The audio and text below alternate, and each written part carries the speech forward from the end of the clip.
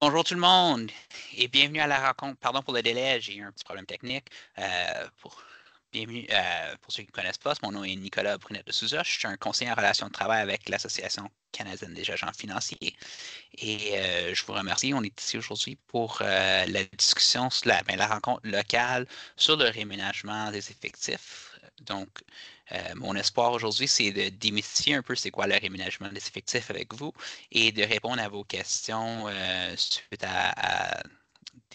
aux éléments qu'on a vus. On a vu des annonces récemment avec RCC et ATSSC a aussi fait une annonce et on voulait juste prendre l'occasion de démystifier et répondre à vos questions. Donc, je ferai une présentation. Durant la présentation, vous pouvez ajouter des questions à Slido. Le lien, vous pouvez utiliser le, le carré sur l'écran présentement. Sinon, le lien était aussi dans l'invitation. N'hésitez pas de soumettre vos questions et on va certainement tenter de les répondre au, à la fin de la rencontre. Si jamais on n'a pas le temps, n'hésitez pas de rejoindre moi-même ou les membres de l'équipe. Donc, je suis ici au nom de l'équipe de relations de travail, mais tous mes collègues en relations de travail sont très compétents et serait content et ravi de répondre à vos questions. Avec cela, laisse-moi démarrer la présentation et on parlera de réaménagement des effectifs.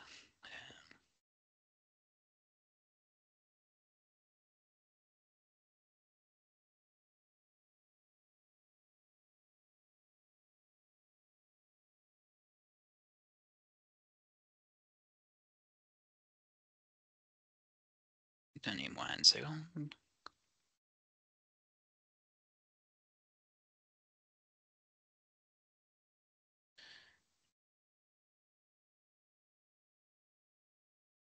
Et c'est parti. Donc, on va parler un peu de ce qu'on devrait savoir au niveau du réaménagement des effectifs aujourd'hui. L'aménagement effectif, c'est un exercice par lequel l'employeur euh, décide que certains services ou certains employés et plusieurs employés ne sont pas nécessaires à partir d'un moment déterminé, ne seront plus requis. Donc, cette situation-là va généralement arriver dans un de quatre scénarios. Soit il y a un manque de travail, donc on n'a pas de travail assigné au poste. Euh, il y a une suppression de la fonction. Donc, on décide qu'on va plus être dans une ligne de business, donc on se débarrasse de la fonction. Il va y avoir un réménagement des effectifs. Soit il y a la réinstallation d'un poste ou d'une fonction. Par exemple, dans les années 2010, on a vu le Centre de la paix se déplacer des ministères à Miramichi. On aurait vu à ce moment-là un réménagement des effectifs pour une réinstallation. Il y a aussi le recours à un autre mode d'exécution. Donc, un exemple de ça, ça aurait été euh, dans les dernières années, on a vu les services de santé être transférés aux Premières Nations. Ben, lorsque le transfert s'est fait aux Premières Nations, il y a eu un recours à un autre mode d'exécution. Donc, les fonctions ont quitté la fonction publique et il y a eu un réménagement des effectifs pour les fonctionnaires qui occupaient ces postes-là. Euh, les décisions de réménagement des effectifs ne sont pas fondées à l'égard de personnes, mais par rapport au poste des personnes. Donc, c'est pas parce que je suis Nicolas que je vais être réaménagé. S'il y a un réménagement des effectifs, c'est parce que possiblement je suis dans la boîte 472 dans l'équipe de gestion financière à ce moment-là. Donc, ça peut être je peux être l'employé le plus performant puis être touché par le réaménagement des effectifs. Tout comme je peux être sur un plan d'action, avoir des problèmes disciplinaires et que mon poste soit pas touché, puisqu'on ne regarde pas les titulaires de la boîte, on regarde les boîtes elles-mêmes. C'est pas pour se débarrasser d'employés qu'on perçoit comme problématiques ou qu'on n'aime pas. C'est un exercice de réduction de certaines tâches. C'est aussi, la directive est là pour protéger les employés qui ont des postes indéterminés. Donc, c'est pour ça qu'on a vu récemment, en bon français, là, on a vu le stop the clock dans certains ministères. C'est parce qu'on veut conserver les postes des employés permanents. Donc, j'ai fait mention du terme employé touché. Ça veut dire quoi ça? C'est un terme que vous allez entendre, en anglais c'est affected employee, mais c'est quoi un employé touché? C'est un employé dont le poste va possiblement subir des changements, donc ou va peut-être être impacté par des changements ministériels. Ce n'est pas une garantie de licenciement ou que le poste va disparaître, mais plutôt que c'est possible. Il y a une possibilité qu'on soit touché par des changements. Souvent, il va y avoir un plus grand nombre d'employés qui vont être touchés par un réménagement des effectifs qui vont être déclarés excédentaires.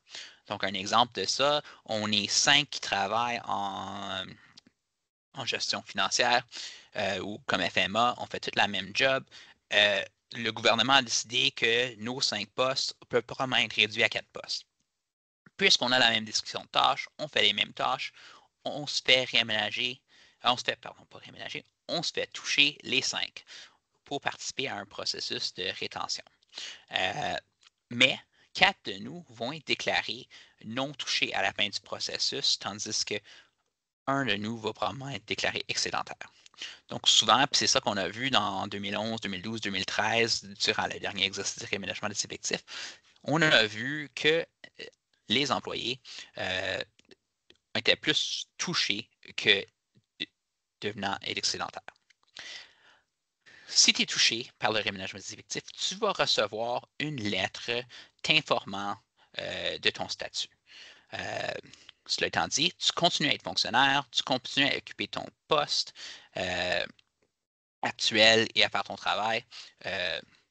Les choses continuent. Malheureusement, il n'y a pas une date butoir de fin pour dire quand est-ce qu'on doit arrêter le statut touché. Cela étant dit, généralement, en mon expérience, les ministères veulent continuer le processus pour réduire le stress aux employés et aussi réduire leur propre stress à l'égard de c'est quoi les prochaines étapes. Donc, généralement, on ne va pas rester là à jamais non plus.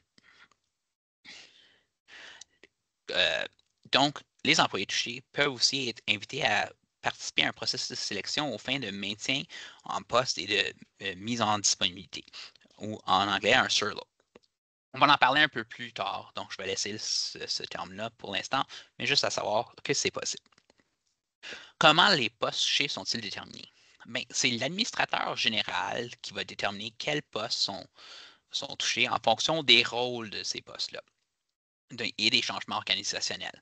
Donc, si on est en train de changer l'équipe des systèmes, ben, c'est peut-être l'équipe des systèmes qui va être touchée, soit une partie ou soit dans son entièreté. En général, règle générale, si des gens sont dans la même équipe et font des fonctions similaires et ont la même description de tâches, ils vont probablement être tous touchés afin de donner une occasion à chacun de rester dans la fonction publique et d'être évalué pour cela. Donc, je suis un employé touché. Qu'est-ce qui va se passer ensuite? Généralement, il va y avoir l'une de 3 choses qui va se passer quand on est réaménagé. Soit on va être demandé de participer à un processus de sélection aux fins du maintien en poste ou de mise en disponibilité. Soit on va être déclaré excédentaire, donc notre poste disparaît, on va parler un peu plus de ça. Ou soit on va être déclaré non touché. Donc, après une évaluation, on va demeurer dans la fonction publique, on n'est plus touché, on continue à faire notre job, puis ça continue comme ça. Cela étant dit, parlons des 2 autres options. Scénario qui pourrait se dérouler. La sélection aux fins du maintien en poste ou de mise en disponibilité. Ça se produit lorsque certains employés d'une partie de l'organisation, mais pas toutes, doivent être mis en disponibilité. Donc, on fait une évaluation de comment on va servir les Canadiens et les ministères. On détermine qu'on n'a plus besoin de 5 postes, on en a besoin de 4, on en a besoin de 3. Donc, une partie des touchés, on va faire un exercice de sélection. Règle de base, tous les employés qui participent à l'exercice ont atteint le mérite. Si on fait un exercice pour des CT-FIN 3, bien, tout le monde a déjà CT-FIN 3. Donc, on établit. Donc, comment est-ce qu'on va évaluer ces gens-là? Eh bien, les administrateurs en général, ont un grand pouvoir au niveau de considérer c'est quoi le choix du critère de mérite, le critère de sélection et les moyens d'évaluation. C'est un peu comme un processus de DOT au sens qu'il y a beaucoup de discrétion au niveau de la gestion à l'égard de c'est c'est quoi les outils qu'on va utiliser. Cela étant dit, ce qu'on cherche à évaluer, c'est quoi les besoins de l'organisation actuellement et c'est quoi les besoins futurs de l'organisation. Lorsqu'on établit le mérite pour l'exercice de sélection ou de rétention, on va regarder comme qualification essentielle qui est-ce qu'on rencontre les besoins actuels de l'organisation, tandis que pour comme atout, on va regarder les besoins futurs. Mais c'est vraiment ça qu'on regarde. On regarde qu'est-ce qu'on a besoin aujourd'hui, qu'est-ce qu'on pense que les postes vont avoir besoin dans le futur. Ce n'est pas une question de seniorité. Donc, si tu as le plus d'ancienneté, ça ne veut pas dire qu'on va dire de partir. Pareillement, si tu es l'employé la plus junior, ça ne veut pas dire qu'on va te demander de partir non plus. C'est basé sur les besoins de l'organisation. Pendant qu'on fait l'exercice, les employés sont maintenus en poste et continuent à faire leur travail, mais on regarde ces besoins-là. Ce n'est pas, encore une fois, un exercice pour résoudre des problèmes de performance ou des problèmes disciplinaires. C'est un exercice de rétention des capacités pour l'organisation dans le futur. C'est quoi les étapes? Donc, dans un premier temps, l'employeur va déterminer quelle partie de l'organisation est touchée. Est-ce que c'est les systèmes? Est-ce que c'est une partie des systèmes? Est-ce que c'est les opérations? Est-ce que c'est les FMA? Est-ce que c'est l'audit? On va regarder quelle partie de l'organisation est-ce qu'on est en train de changer les services. Une fois qu'on a fait ça, on va repérer les postes. Donc, c'est quel poste? OK, donc, on a identifié la partie de l'organisation. Maintenant, on regarde les postes. C'est quel poste? Est-ce que c'est les CT23? Est-ce que c'est les CTIAU2? On va regarder ça et déterminer c'est quel poste, puis c'est quels postes qui sont similaires. Parce qu'on va toucher les gens qui sont des postes similaires. Ensuite, on détermine la stratégie de sélection. Et on va établir c'est quoi les critères de mérite et déterminer c'est quoi les critères de sélection pour faire notre processus. L'employeur va ensuite déterminer en regardant ces critères, OK, mais c'est quoi les méthodes d'évaluer ces critères-là et évaluer les employés qui vont être touchés par ça. Une fois qu'on a fait ça, on va demander aux employés de passer à travers ces démarches-là. Donc, de se faire évaluer. Est-ce que c'est une entrevue? Est-ce que c'est un test? Est-ce que c'est des scénarios? Est-ce que c'est des références? On va voir. Mais on va demander aux employés de passer à travers ça. Et une fois qu'on a passé à travers, on va évaluer qui est-ce qui est retenu et qui est-ce qui va être mis en disponibilité. Et on communique les résultats aux employés. Maintenant, on a parlé d'employés touchés. Parlons des employés excédentaires. Un employé excédentaire arrive, donc un salarié excédentaire arrive lorsque le poste va être supprimé. Donc, on a déterminé qu'on n'a plus besoin de Nicolas. On va me laisser savoir que mes services ne sont plus requis. Je vais recevoir une lettre. La lettre, généralement, va dire que je suis devenu un employé excédentaire et que mes services ne seront plus requis à partir d'une certaine date. Et généralement, la lettre va identifier la date. La lettre va aussi identifier la raison. Est-ce que c'est une réinstallation? Est-ce que c'est une pénurie de travail? Est-ce que c'est donc les 4 éléments que je vous mentionnais à la première étape? On va généralement exprimer c'est quel de ces scénarios-là qui s'applique à moi. On va aussi identifier si tu es un employé qui reçoit une garantie d'offre raisonnable d'emploi ou qui va être déclaré optant. Ça veut dire quoi, ces deux concepts-là? Parlons-en un peu. Parlons dans un premier temps de c'est quoi une garantie d'offre raisonnable d'emploi. Donc, c'est la première option qu'on doit regarder lorsque on fait un réménagement des effectifs et qu'il va y avoir des postes qui vont être arrêtés et des employés qui vont être impactés. L'employeur doit d'abord envisager est-ce que je peux réembaucher cette personne-là ou lui offrir une différente possibilité d'emploi? Si la réponse est oui, et je sais que la réponse est oui, je dois offrir une garantie d'offre raisonnable d'emploi à l'employé. Ça veut dire que son poste est supprimé, mais je te garantis une chance que tu vas continuer. Donc, tu continues à travailler, tu continues à être rémunéré, tu vas sur la liste prioritaire. Et on va parler un peu de c'est quoi la liste prioritaire dans quelques moments. Mais l'employé reste sur la liste prioritaire jusqu'à ce qu'on lui trouve un autre poste ou, l'exception à ça, c'est qu'on lui offre une offre d'emploi raisonnable et l'employé se retrouve à la refuser. Si l'employé se retrouve à la refuser, à ce moment-là, l'employé peut être mis en disponibilité et mettre fin à son service comme fonctionnaire. C'est pas une situation où est-ce que l'employé peut généralement choisir, tu sais, j'ai reçu une offre raisonnable, mais je préférais avoir différentes offres, donc je vais attendre. Donc, tu as le droit à une offre raisonnable, pas nécessairement une quinzaine d'offres. En même temps, une offre raisonnable ne veut pas dire, tu sais, j'habite à Vancouver, on m'offre un job à Winnipeg. C'est une offre raisonnable. Généralement, une offre raisonnable d'emploi va se faire dans la zone où est-ce que tu habites.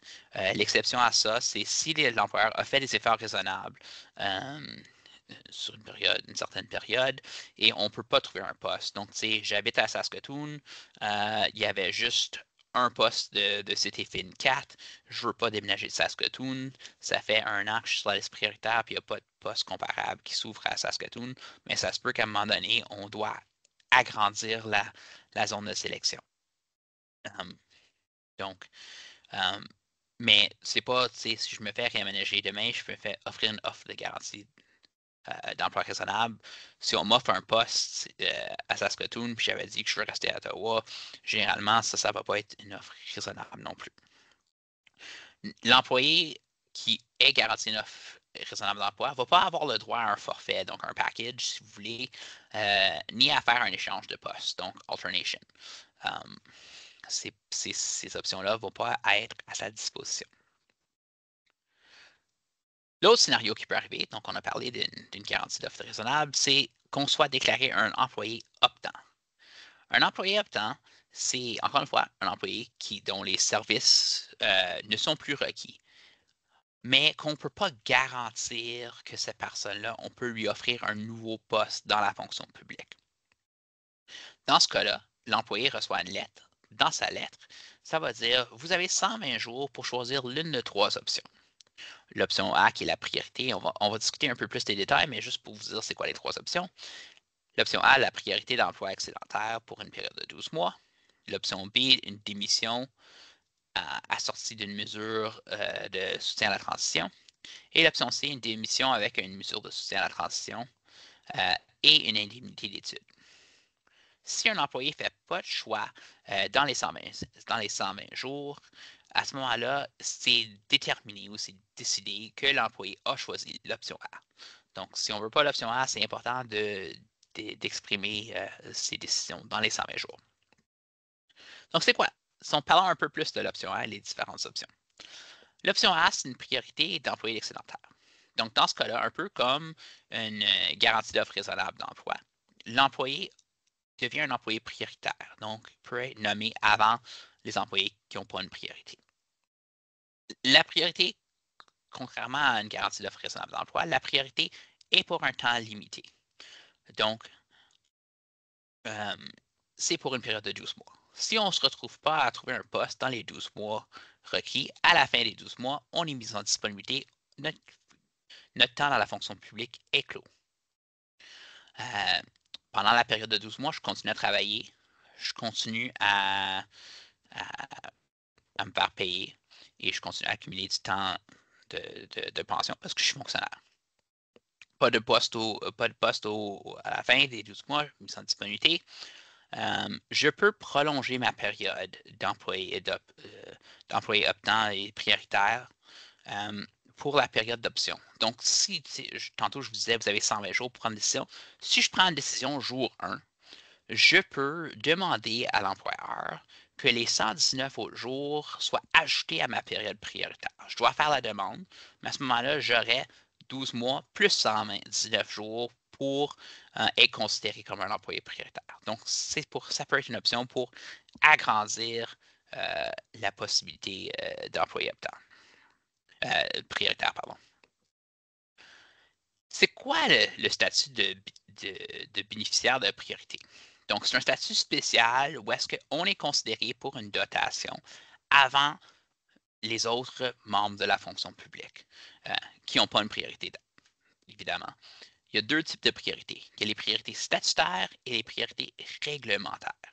Une priorité statutaire, ça vient d'un statut, les priorités réglementaires viennent d'un règlement, mais la distinction, c'est les priorités statutaires prennent préséance sur les priorités réglementaires. Il y a environ 5 types de priorités statutaires, dont avoir été réaménagé, donc avoir été l'objet d'un réaménagement des effectifs dans son propre ministère. À ce moment-là, j'ai une priorité prioritaire dans mon ministère pour être renommé. Dans les autres ministères, j'ai quand même une priorité aussi, mais j'ai une priorité réglementaire. Donc, s'il y a une priorité statutaire, incluant quelqu'un réaménagé dans ce ministère-là, eux autres vont être dotés avant moi. Mais j'ai une priorité à l'égard de si l'un ou l'une de mes collègues qui n'a pas été touché par le réaménagement des effectifs ou un autre type de priorité qui cherche une job, je vais être considéré en premier. Les employés qui ont été mis en disponibilité, eux autres aussi ont une priorité pour une période d'1 an. La différence étant que lorsque tu es mis en disponibilité, tu n'es plus fonctionnaire. Mais tu as toujours une priorité pour retourner à la fonction publique. Le recyclage pour les employés. Donc, le recyclage, on parle de formation, le retraining. Les employés excédentaires peuvent suivre des formations de recyclage donc pour être formés à nouveau pour des postes vacants ou des postes prévus. Le caveat avec ça, c'est s'il n'y a pas d'autres priorités déjà qualifiées. Donc, si moi je suis intéressé à aller travailler j'ai travaillé dans les opérations toute ma vie, puis maintenant j'aimerais être recycler pour être capable de faire des formations de recyclage, pour être capable d'aller travailler en système. Mais s'il y a un autre CT qui est déjà formé en système, l'employeur n'a pas nécessairement une obligation de me former. Mais s'il n'y a personne, il y aura l'option. Le ministère, ton ministère d'origine, est celui qui est responsable de t'offrir un plan de recyclage de formation. Puis pendant que tu suis cette formation-là, ce ministère-là continue à être ton ministère d'emploi, à moins que un autre ministère pour lequel tu fais une formation te fait une offre conditionnelle et avec cette offre-là, c'est conclu que tu changes de ministère. La date de mise en disponibilité, donc on peut prolonger ta date de mise en disponibilité pour te permettre de finir un recyclage. Donc, si je suis supposé d'être mis en disponibilité le 12 août, mais ma formation va seulement se finir le 14 septembre, on peut prolonger pour me permettre de finir et de potentiellement continuer ma carrière dans la fonction publique. Cela étant dit, si j'échoue ma formation, je peux être mis en disponibilité à la fin de ma période excédentaire. Mais on refuse une demande de formation, tu es en droit de demander une rencontre et une explication à l'égard de pourquoi est-ce qu'on t'a refusé. Maintenant, l'employeur a des responsabilités de réaménagement des effectifs. Nous aussi, comme employés, on a des responsabilités. On doit chercher si on a reçu une garantie d'offre raisonnable d'emploi ou qu'on a choisi l'option A, on doit activement chercher un autre poste. Ça inclut s'inscrire au système prioritaire. Donc, malgré que tu es un employé prioritaire pour être dans le système, il faut que tu t'inscrives, il faut que tu donnes ton consentement. Donc, il faut faire ces démarches-là. On a l'obligation de s'informer, de connaître ses droits et ses obligations. On a une responsabilité là-dedans de chercher l'information nécessaire pour être capable de poursuivre nos démarches. On a l'obligation de fournir des informations en temps utile pour aider dans les activités de nomination. Donc, ça se peut qu'un ministère t'approche ou qu'un coordonnateur ou une coordonnatrice de réaménagement des effectifs vous approche pour avoir de l'information sur la dotation. Il faut être disponible, tout comme le prochain bullet, c'est que faut être disponible pour être facilement contacté. Donc, c'est pas une vacance, il faut être disponible si on nous appelle pour être capable de participer, clarifier des choses, possiblement participer à des processus, pour participer à des examens. Donc, il faut prendre sérieusement le processus.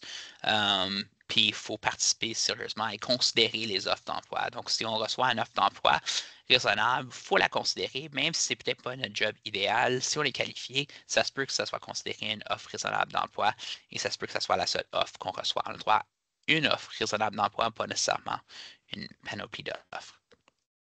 L'option B, Donc, l'option B, lorsqu'on parle d'un employé optant, c'est de recevoir une mesure de soutien à la transition. La mesure de soutien à la transition, c'est un paiement basé sur nos années de service. Le paiement va augmenter des années, donc c'est un peu une courbe. Ça monte puis ça descend. Donc, d'année 0 à l'année 16, le montant augmente. Entre l'année 16 et l'année 29, on est au maximum, c'est 52 semaines de salaire. Et ensuite, à l'année 30, le montant commence à diminuer jusqu'à l'année 45. Si on accepte d'autres questions qu'on a déjà reçues, c'était est-ce que le montant est pensionnable? C'est un montant forfaitaire, ça ne va pas acheter des années de service à la carrière. Le montant est aussi imposable à ma connaissance, quelque chose qui devrait être validé avec Revenu Canada, mais à ma connaissance, c'est aussi un montant qui va être imposable. Pour l'option B, on doit démissionner. Mais lorsqu'on démissionne, on est considéré pour les fins de l'indemnité de départ comme ayant été mis en disponibilité. Et lorsque je mentionne indemnité de départ, c'est parce que vous qualifiez quand même avec l'option B pour une indemnité de départ, donc severance en anglais. L'indemnité de départ est basée sur vos années de service. Si vous avez reçu un montant forfaitaire dans les années 2010, lorsque l'employeur s'est débarrassé de l'indemnité de départ volontaire, à ce moment-là, il y aurait une réduction en fonction de cette somme d'argent-là. La mesure de soutien à la transition peut être payée dans un paiement ou deux paiements échelonnés sur un maximum de 2 ans. Il peut y avoir une exonération de la réduction dans la pension. Avec l'option B. Donc, l'option B, quelqu'un qui fait partie du plan, il y a quand même des conditions, peut éviter la réduction de la pension dans certains cas. Les conditions à ça. Il faut que tu aies au moins 55 ans si tu étais, affilié au régime de retraite avant le 1er janvier 2013. Si c'était après, il faut que tu aies au moins 60 ans. Il faut que tu aies été employé dans la fonction publique pour au moins 10 ans et tu dois avoir au moins 2 années d'ancienneté. Cela étant dit, les questions de pension en général, c'est des questions qui devraient être dirigées vers le centre de la pension. Donc, si jamais vous avez des questions à l'égard de la pension, je vous encourage de valider avec le centre de la pension vos questions avant de prendre des décisions, incluant l'information ici. L'option C, c'est la mesure de soutien à la transition avec une indemnité d'études. Donc, c'est le même montant qu'à l'option B, mais avec la possibilité d'avoir un montant additionnel de jusqu'à maximal de 17 000 pour des dépenses reliées à un retour aux études. Ça n'a pas besoin d'être pour un programme universitaire particulier ou un programme de collège. D'ailleurs, ça n'a pas besoin de l'un ou l'autre potentiellement. Par exemple, si tu habites à Winnipeg, tu peux retourner à l'école de ballet ou tu as toujours voulu être dans le monde immobilier. Ça se peut que toutes ces choses-là comptent, soient remboursables. Les dépenses, on généralement inclut les frais de scolarité, les coûts des livres et d'autres équipements qui peuvent être nécessaires. Il faut garder des factures pour avoir le remboursement, donc c'est important de garder nos factures. Deux options avec l'option C. Tu peux démissionner tout de suite et tu vas recevoir ton indemnité de départ à ta démission.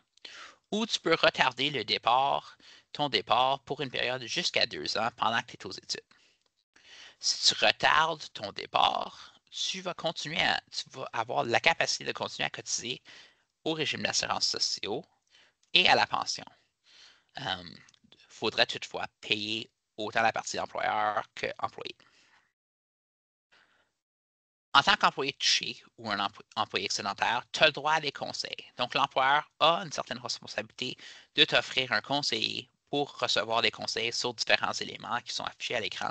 Mais pour en nommer quelques-uns, la directive en soi, le système de gestion de l'information sur les priorités, donc le système où est-ce que tu dois t'enregistrer pour être une priorité. Tu peux recevoir des conseils sur ton curriculum vitae, ton CV, tes obligations et droits en tant que salarié, ta situation actuelle, donc ton salaire, tes avantages, ton indemnité de lancement, ta pension, tes droits linguistiques, tes années de service. Tu peux obtenir des informations l'employeur est supposé te rendre quelqu'un disponible pour t'aider avec toutes ces questions-là. Les solutions de rechange, les chances de succès avec à demeurer dans la fonction publique, un échange de poste, c'est toutes des questions que l'employeur a l'obligation de vous éduquer et de vous donner des avis et des explications.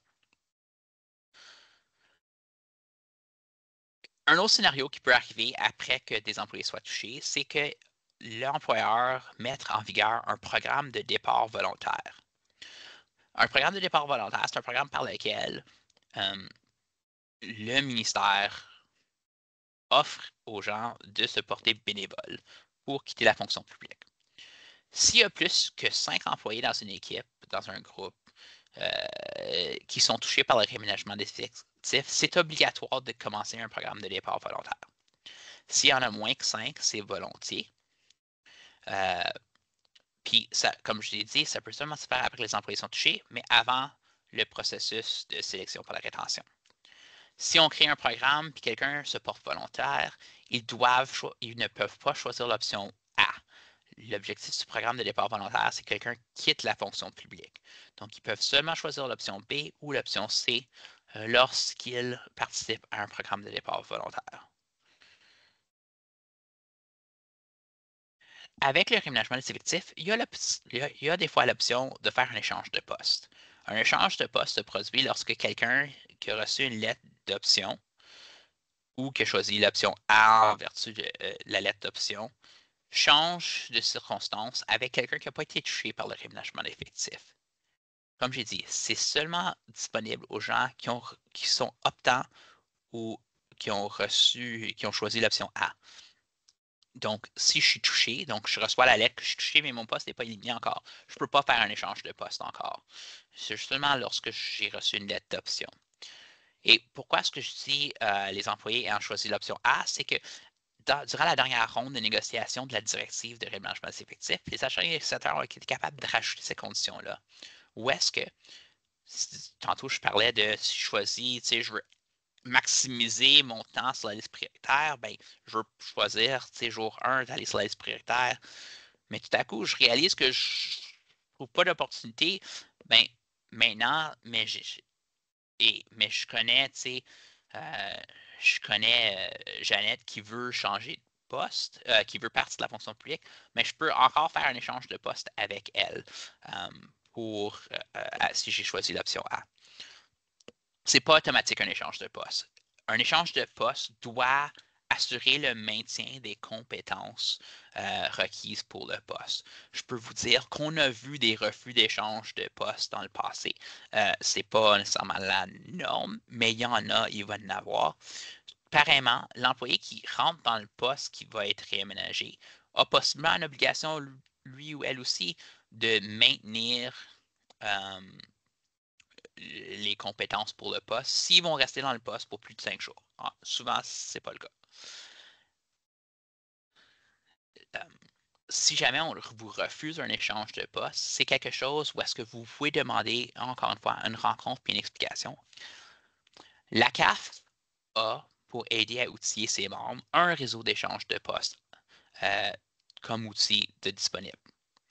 C'est une liste que vous pouvez envoyer un courriel à mon collègue Ben pour vous y inscrire. Où est-ce qu'on va identifier des gens qui sont intéressés à des échanges de postes. C'est volontiers et ça va être affiché dans le portail de nos membres, donc disponible.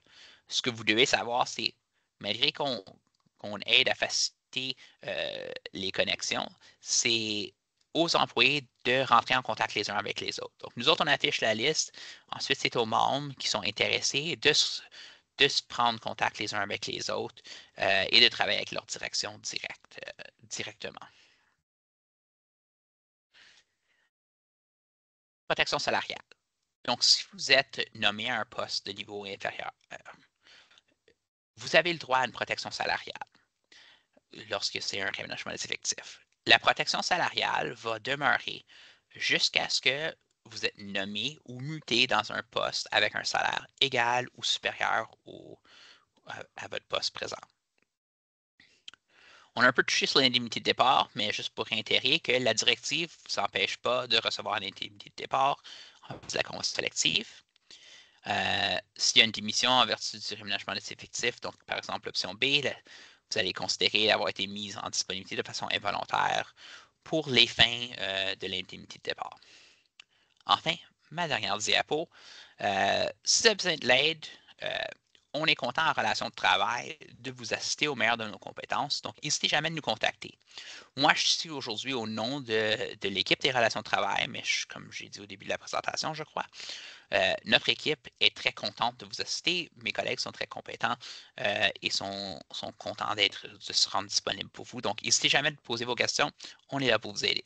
Avec cela, je suggère que peut-être qu'on passe à nos questions qu'on a possiblement reçues pendant que je parlais.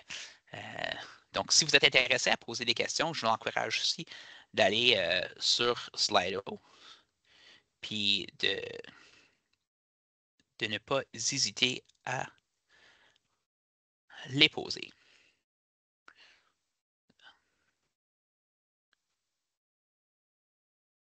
Est-ce qu'un employé qui décide, donc la première question que je vois ici, c'est est-ce qu'un employé qui décide de prendre l'option forfaitaire peut revenir au fédéral par la suite? Un employé qui prend un montant forfaitaire peut en effet revenir à la fonction publique par après.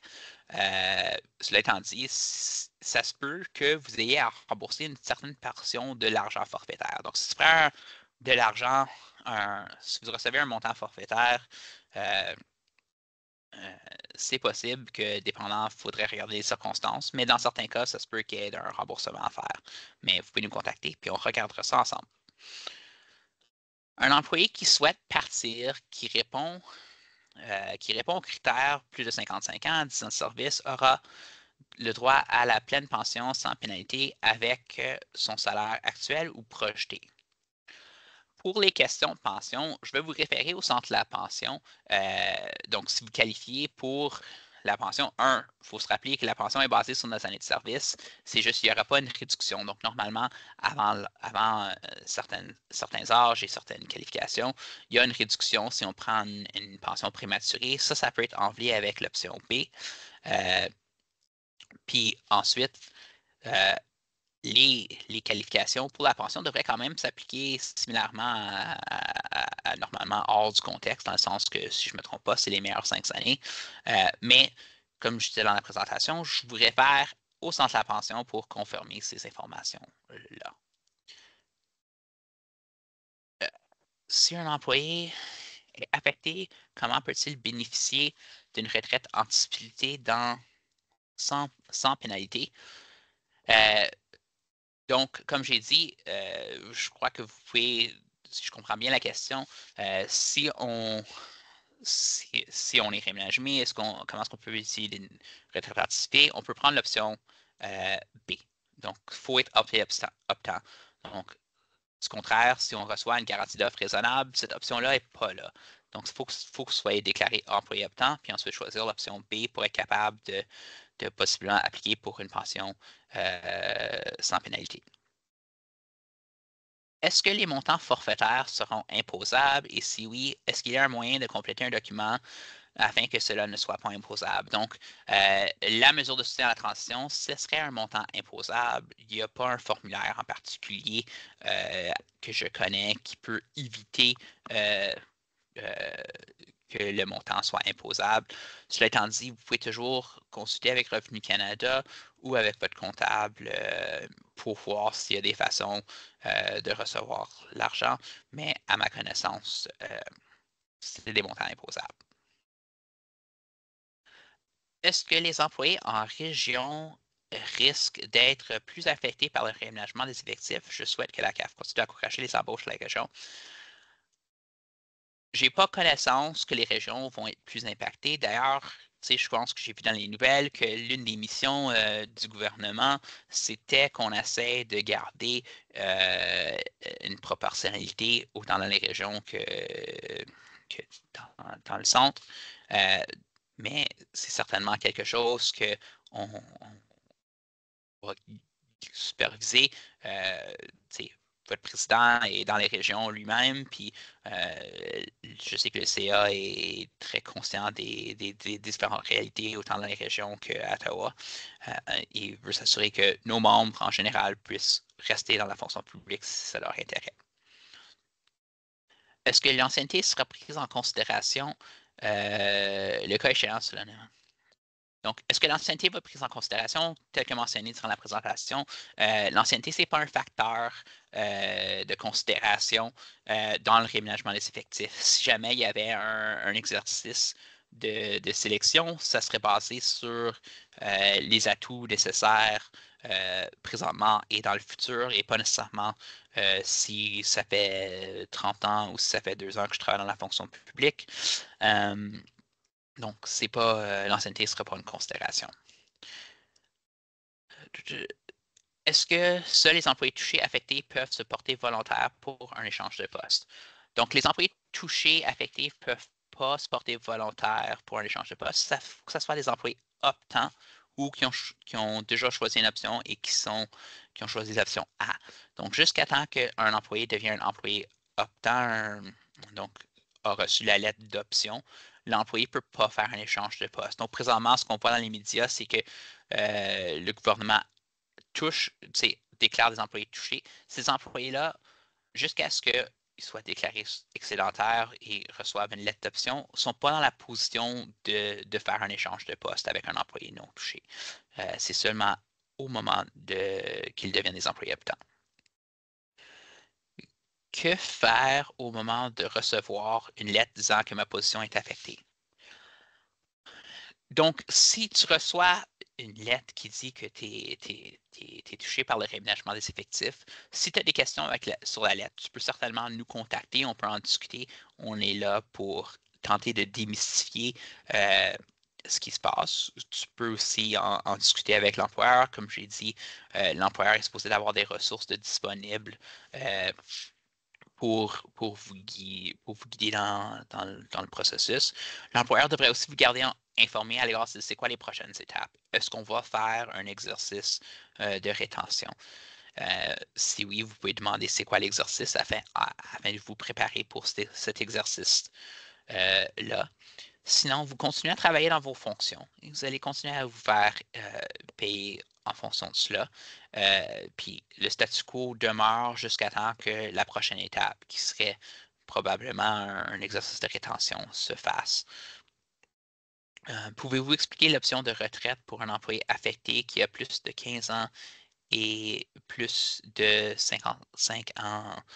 Donc, si vous êtes si vous avez les années de service et si vous avez plus de 10 ans et vous avez plus de 55 ans et que vous êtes joint à la fonction publique ou au plan de pension avant 2013, vous pouvez alors, si vous devenez un employé avec des options, vous pouvez alors, comme je disais, choisir l'option B et à ce moment-là, il y a un formulaire à compléter pour demander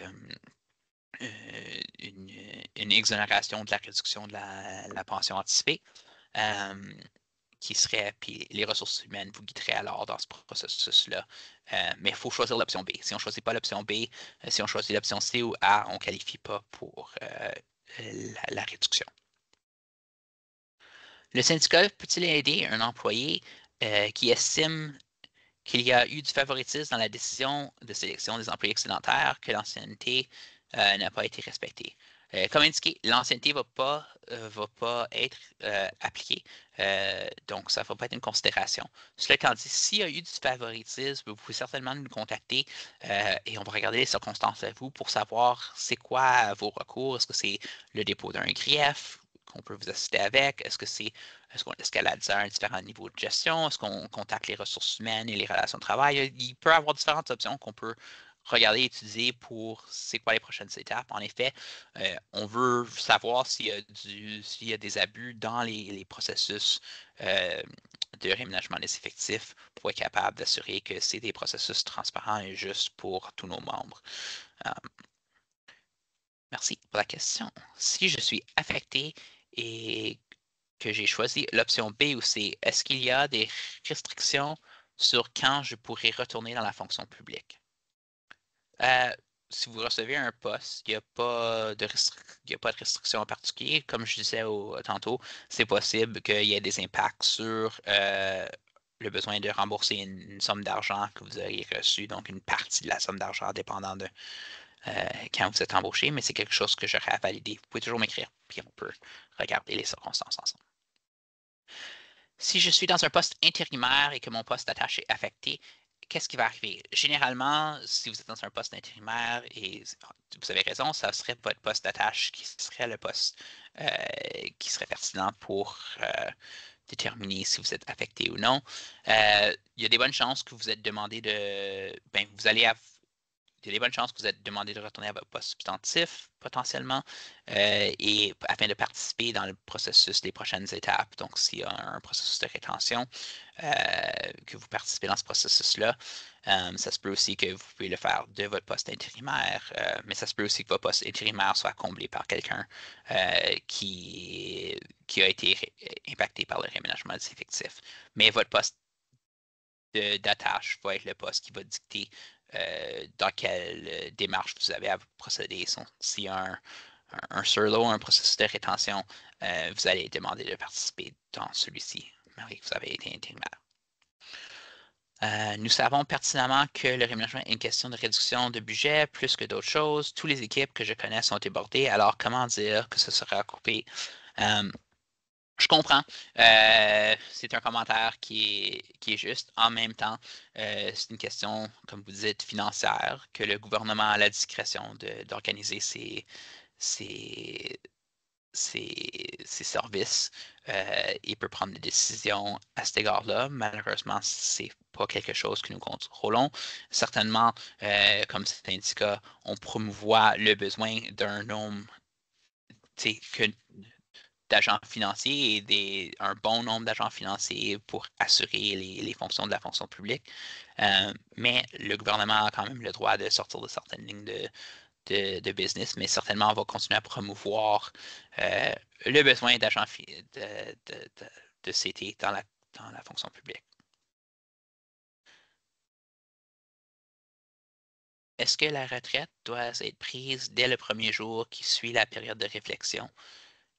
Je ne suis pas sûr de comprendre la question. Je suis avec la personne qui l'a écrit. Si vous voulez écrire relation de travail avec un peu plus de, de, de détails, on serait content de la regarder. Si la question c'est est-ce que tu dois prendre la retraite une fois que tu as choisi une option, ouais, écrivez-nous, j'essaie de comprendre la question. Comment déterminer où quels postes remplissent les mêmes fonctions? Si dans les années récentes, l'équipe a doublé le nombre de FI2, tous avec des fonctions semblables, vont-ils couper les nouveaux postes créés en premier? Quelle priorité pour les employés avec plus d'ancienneté? Encore une fois, l'ancienneté, ce n'est pas un facteur. Si on a doublé l'équipe, donc le nombre de CT22, et que tout le monde fait des fonctions semblables, il y a des bonnes chances que tous les membres de l'équipe vont être impactés et vont être déclarés touchés. Ensuite, on va regarder si on réduit, s'il y a 10 postes, puis on va le réduire à 6, mais on va regarder en fonction de c'est quoi le travail que ces 6 postes vont faire présentement et dorénavant pour déterminer c'est quoi qui va être maintenu en poste. Ça va pas être qui est assis si tout le monde a la même discussion de tâches puis fait le même travail. Ça va pas être parce que je suis assis dans la plus nouvelle boîte, ça va être basé sur on va prendre toucher tout le monde, puis ensuite ça va être basé sur qui a les critères requis pour les services présents et futurs. Est-ce que les membres du groupe CT, FIAUAS sont moins à risque d'être licenciés?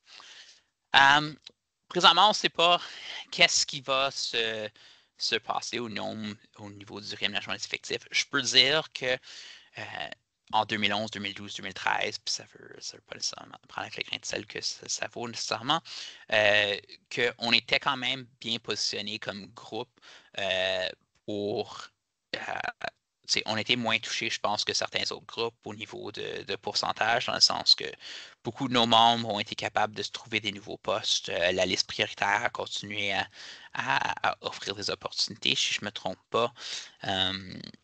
Donc, Ça va toujours dépendre de où est-ce qu'on coupe, mais dans des périodes d'historité, le gouvernement a besoin d'argent financier et quand les choses vont bien, le gouvernement a aussi besoin d'argent financier, de CT. Donc, je peux pas vraiment vous dire qu'il y a des garanties. Je peux dire que le dernier exercice, la communauté CT ou FIN dans le temps avait été moins, je pense, les impacts avaient été moins sévères peut-être que d'autres groupes. Avez-vous le nombre d'employés qui seront touchés à IRCC? On a eu le nombre, mais pour les CT, avez-vous un nombre, s'il vous plaît? Um, on a-tu un nombre? Je pense que possiblement, mais lorsqu'on reçoit les informations des ministères, généralement, jusqu'à temps qu'ils sont annoncés aux employés, on n'a pas le droit de les divulguer, c'est de donner de l'information. C'est de l'information confidentielle. Les syndicats reçoivent certaines informations dans le sens que l'employeur a un devoir de nous donner 2 jours de préavis avant d'annoncer des choses aux employés. On n'a pas le droit de divulguer aux employés en fonction de la directive. La raison qu'on reçoit un préavis, c'est pour être capable d'être prêt à aider les employés une fois que eux autres les informations sont partagées. Ça étant dit, si l'information a été donnée publiquement, à ce moment-là, on peut le partager. Tu peux toujours nous écrire pour voir, puis ce serait un de mes collègues qui siège à les rencontres à RCC et on pourra valider si on a cette information-là en particulier. Euh, Avez-vous une liste de départements qui vont mettre en place le réaménagement des effectifs? Euh, Malheureusement, non. Le réaménagement des effectifs peut se faire à tout moment, mais présentement, on a connaissance des 2 ministères qui ont annoncé qu'il va y avoir des employés touchés, soit à IRCC et à TSSC. Mais on a aussi connaissance que d'autres ministères attendent encore de prendre connaissance de certaines informations du Conseil du Trésor ou du Conseil privé. Donc, eux autres mêmes ne savent pas c'est quoi leur plan. Il y a des ministères, je pense, qui ont aussi l'intention de tenter de gérer les contraintes budgétaires via l'attrition.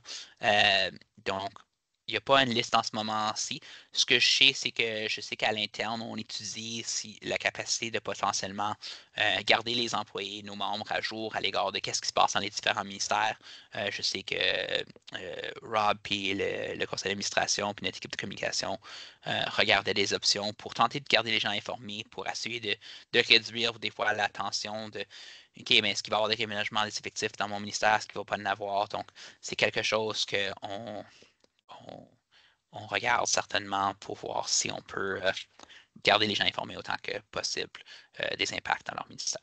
Si un employé se porte militaire quitter la fonction publique sans être touché euh, par le réménagement, peut-il bénéficier des avantages de l'échange euh, de poste du Conseil national mixte?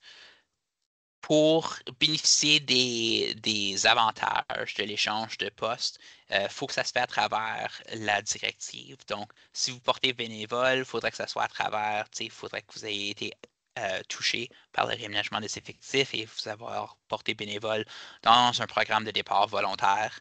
À ce moment-là, il y a possiblement la possibilité. Mais si vous prenez votre retraite ou décidez de démissionner de la fonction publique, sans étant les paramètres du réaménagement des effectifs, il n'y aurait pas les avantages de la directive de réaménagement des effectifs. Est-ce que l'aide va arriver par courriel ou par la poste? C'est une bonne question. La dernière fois que l'exercice s'est fait, c'était des rencontres en personne dans beaucoup de ministères. La réalité de la fonction publique a un peu changé depuis ce temps là. Donc, je ne peux pas vraiment vous garantir comment ça va se faire. Je devinerais que ça se ferait dans des rencontres, que ce soit en personne ou virtuellement, et que vous allez recevoir une lettre, soit en personne ou je devine par courriel. Je ne m'attendrais pas particulièrement que ça soit par la poste, parce que généralement, la lettre est donnée dans une conversation avec les employés. Il pourrait y avoir des scénarios où est-ce que la lettre soit donnée par la poste, mais je m'attendrais plutôt que la lettre soit donnée par courriel ou en personne.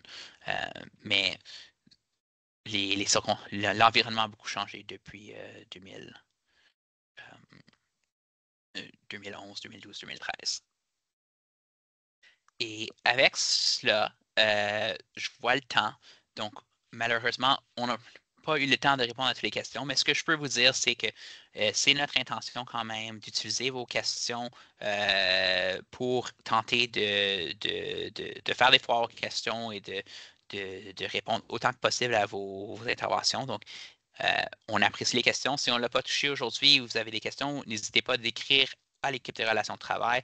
Comme je dis, on va aussi travailler des foires des foires aux questions et tenter de garder notre site à jour avec selon ce qu'on voit que nos membres recherchent comme information. Donc, je vous remercie pour votre temps aujourd'hui. C'est grandement apprécié. Puis si jamais vous avez des questions, comme je dis, contactez-nous. On est là pour vous accueillir et pour vous servir. Merci beaucoup tout le monde et bonne fin de journée.